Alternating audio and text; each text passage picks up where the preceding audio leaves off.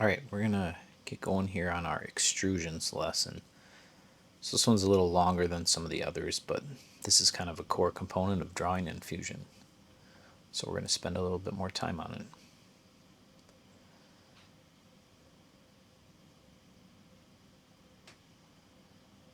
So I'm going to start out here with a center point rectangle.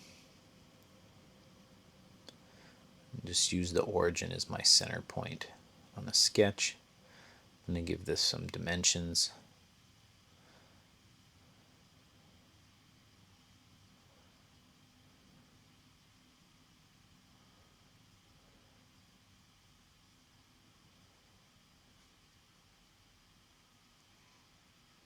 Alright, we're going to extrude it.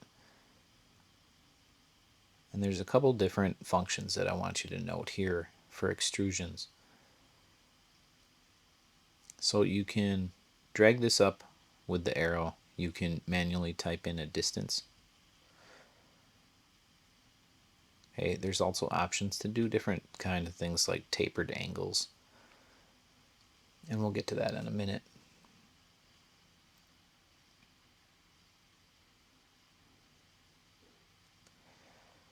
So if we zoom in here on our little extrude pop-out, we have a couple different things. So profile plane is just off the box that we just drew.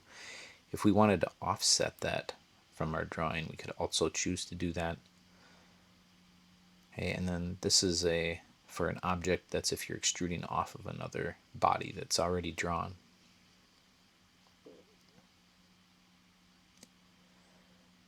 Okay, then you have some other options here for direction. So you can do one-sided extrusion, you can do two-sided.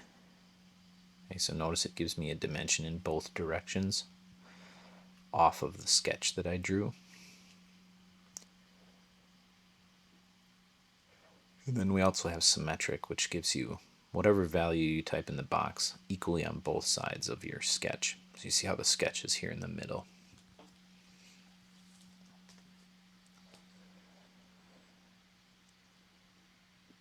Okay, and if I was going to try to draw this and then have it intersect with an object, I could select to object,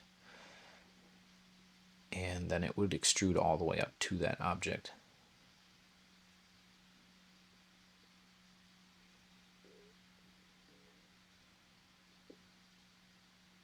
Okay, so we'll go here with our box.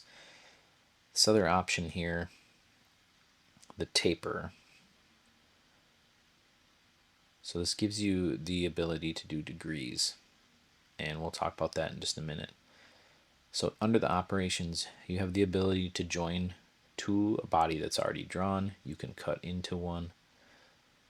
You can also do intersections, which are kind of unique, but where two bodies intersect, it will extrude the part where they both are the same. It's kind of like the inside of a pie chart. Okay, and then you can also do a new body. So if you want to keep things separate and not have them essentially welded together, that's another option. Okay, so we're going to make this a new body so it's standalone by itself. Alright, now we're going to add to this body that we already have. And I can pick any surface to draw on. Okay, but I'm going to show you how this works from the top. So I'm just going to hit extrude. I don't have to start with a sketch here. I can just draw off of this body itself. So we're going to use this top piece. We're going to extend this up a little bit. And then I'm going to show you how to use this tapering tool. Okay, so we're going to change this taper angle just so you can kind of see. So if you go positive, in this case, it comes out, makes this little angled piece on top. If I go negative angle, we'll tip it inward. And then I have the option again to kind of join that or make it a new body.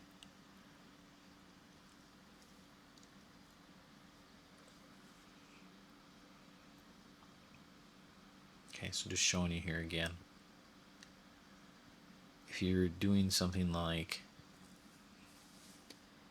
plastic molding, 2 to 5 degrees is recommended for getting your part out. Okay, so you may only taper this a small amount. and it's kind of hard to see, but it's there. Okay, and that's a really common usage in things like injection molding. See right there, you can just barely see the taper right at 2 degrees.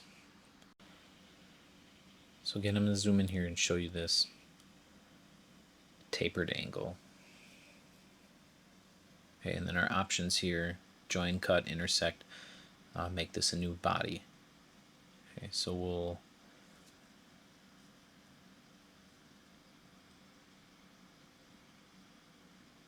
keep this as a new body.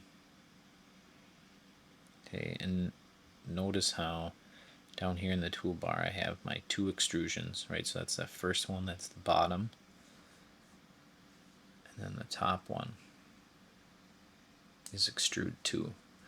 And this timeline builds as you draw things, sketch them out, extrude, put holes, any of those things. And if I want to go back and readjust these things, all I have to do is right click whatever step that is in the toolbar, timeline on the bottom, and then I can go back in and edit those.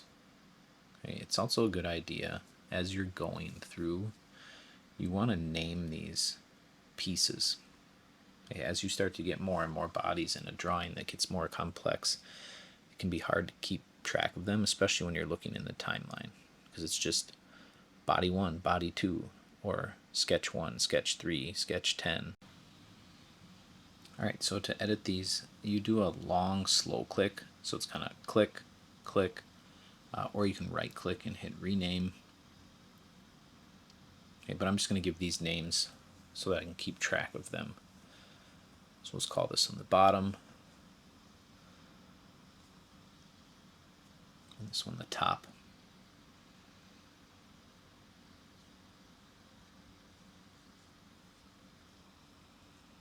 And this just helps you keep things sorted out as your drawings get more and more complex. Okay, so now what we're going to do, just to show you some of the other ways that you can work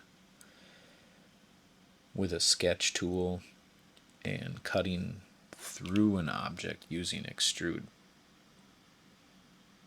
Okay, so you can grab any plane that you want, but in this case we're going to sketch on top of the stuff that we've already drawn. So I'm going to pick this top plane here, and notice how it's just going to sketch on the top of this. Okay, so I'm just going to draw a circle and a little square rectangle shape just to kind of show you how these tools work.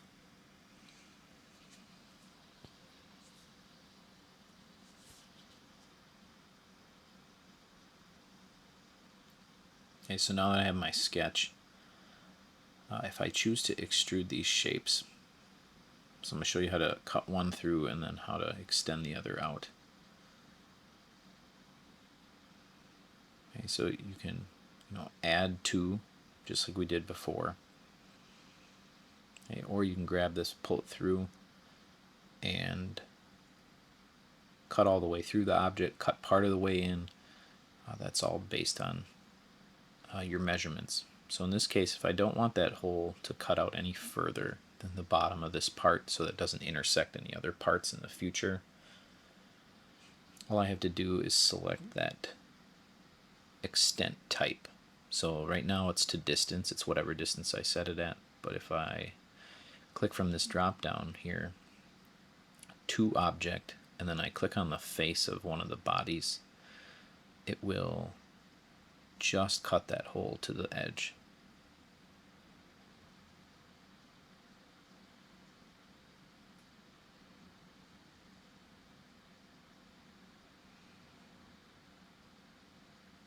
And that prevents it from interfering with other pieces that you draw.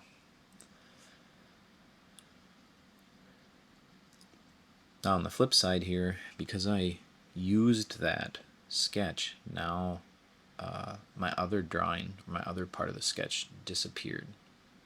Okay, so I have to go back over into my browser toolbar here and turn that little eyeball on my sketch 2 to get my square to show back up.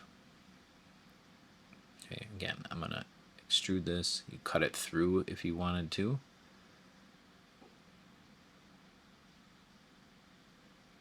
Okay, the other thing you can do is you can add tapered cuts. Okay, so these extrusions that cut through a body, you may want them to be tapered for some reason. Alright, so if I taper this, say a small amount, again, with the positive and the negative, it's going to give you either an outward or inward kind of taper. And then the same thing applies here. If I want my taper to be symmetric, okay, I can have it coming out in both directions as a cutting tool, right?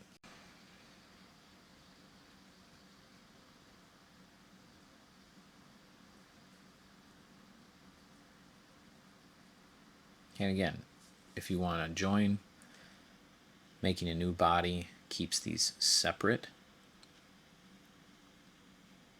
Okay, so maybe you don't want this to be joined together.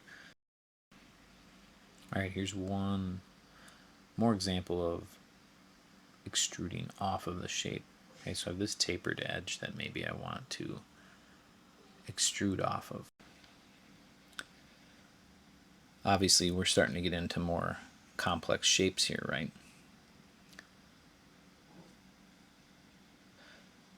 So this is something that we may want to extrude as a new body, right, instead of a join, because this is something that maybe we want to control later.